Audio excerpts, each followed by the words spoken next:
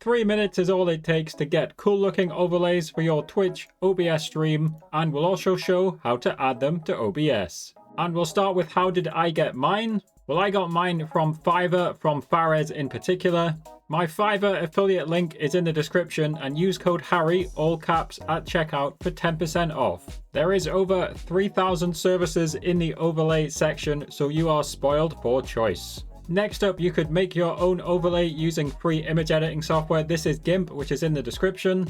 When you're using GIMP, just hit File, hit New, and make sure it's 1920 by 1080, and then just use the tools to create what you want. Of course, you might need some help with GIMP, so ChatGPT is fantastic with that. I've linked it in the description. Here's an example of me asking how to draw a circle. Here's another fantastic website. This is Owned TV. This will sell you all sorts of beautiful looking stream overlays. Use my affiliate link in the description if you want to support the channel while purchasing from this website. So now let me show you how to add your new stream overlays to OBS. It's pretty simple. Underneath sources, press the plus button, add an image if your stream overlay doesn't move. If it does move, then you need a media source. So mine's a static image, so let's click on image. This one's for my just chatting, so I'll type in just chatting overlay, something like that. And I'll click browse, and I found the correct one here. I'll press OK, and now we can see it's been added. All I have left to do is to resize my camera, so I'm going to click on my camera and then I'm going to drag to resize the camera